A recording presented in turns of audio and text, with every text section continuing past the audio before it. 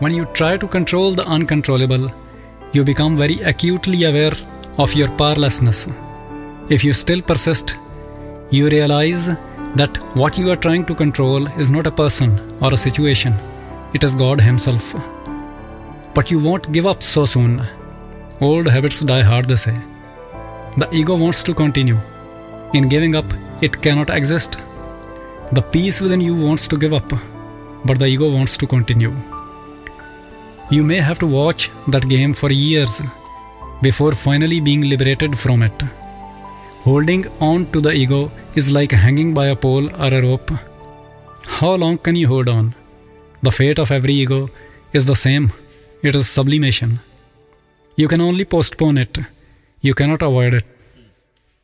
It is not that I am making a surrender and someone else won't have to. We will all have to, someday or the other. I simply want to get over with it as soon as possible, because I am as interested in liberating others as I am in liberating myself. We are all children of God, and trusting in the compassion of our parent ought to be as natural as the rising of the sun from the east. And it is as long as we are innocent kids. Then we grow up and the world pulls us down from that space of unconditional love and unwavering faith. We are pulled down and educated in all kinds of things that belong to a lower level of consciousness. A surrender can be recovering a lost childhood and coming back to the home of innocence. Innocence is our basic nature. Cleverness is a perversion, an abnormality. Just take a quick look at nature around you. The trees, the flowers, the grass, the birds, they are all innocent. They all trust God and are therefore taken care of. They are not demanding and fearful like us. They don't know anything about anxiety and uncertainty.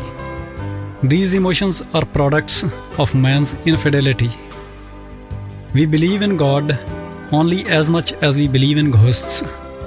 By surrendering to our source, we can become kids again and enjoy the warmth of God's lap. Another aspect of life that has the potential of totally disarming the ego and making us surrender is death. I always felt the sword of death hanging over my head subconsciously. But since a few years, I have become possessed by this bitter truth. Somehow, I find it useless going ahead without having done something about this inevitable. I often imagine myself somewhere in the space far away from this planet, looking back at my own funeral, and was really astonished to know that Dr. Wayne Dyer had used the same meditation years ago. That technique gives me a chance to prepare for that moment far in advance, and also to transcend it by dying while I am alive. If everything is going to be taken away from me one day, and God is going to tell me, come on, let's go, then there is no point in clinging to any of it, up to and including this body of mine.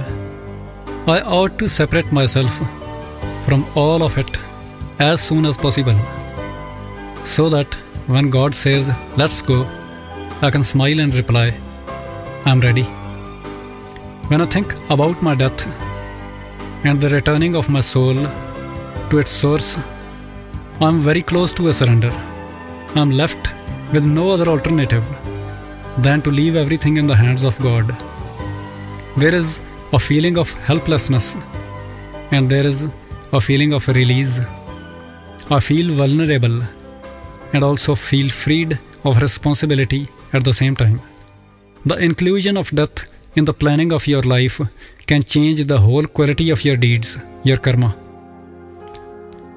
You won't worry over an electricity bill or the price of petrol anymore. You will find yourself less attached to friendships as well as enmities. You will feel like you are a guest on this planet and less concerned with how others treat you. You will realize that your karma are in parallel to the karma of others, not entangled with them. The wisdom of death will bring your wisdom closer to reality and make it more complete. Surrender is nothing but dying while you are alive. It's a great opportunity to free your soul from the agony of death once and for all.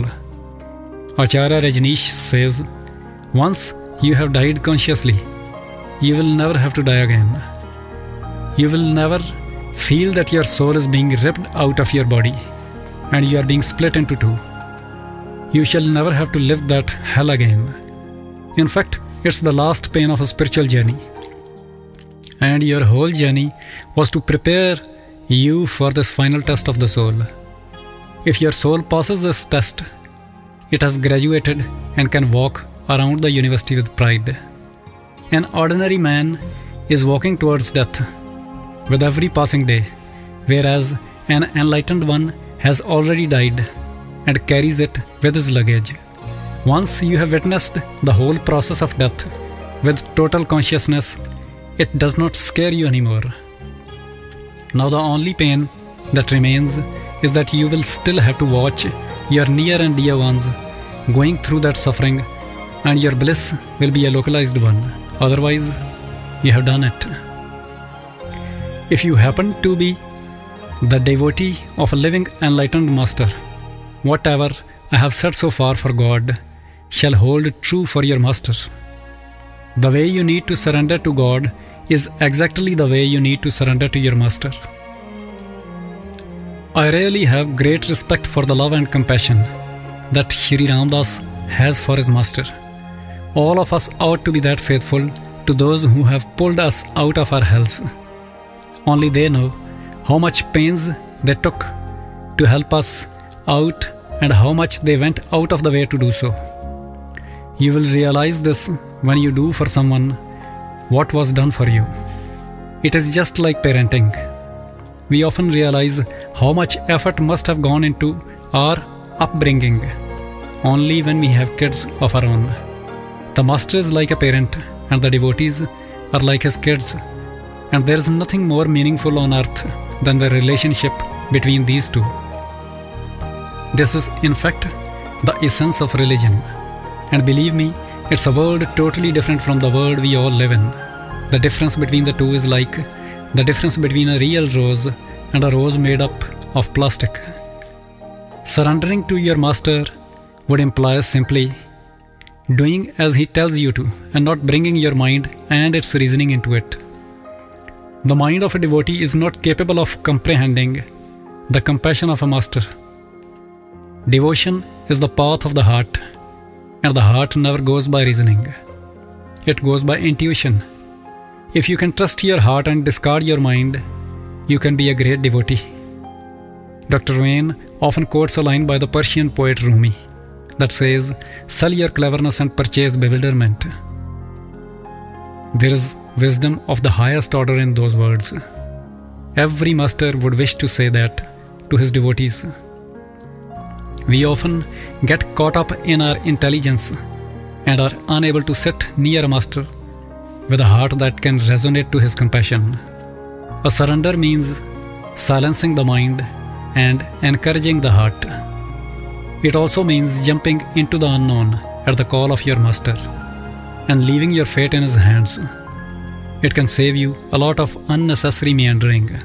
With these words, I would like to stop because I feel I have said enough for now. Thank you for being with me all along.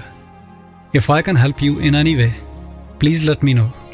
If you can help me in any way, you are most welcome. Have a nice journey. God bless us all.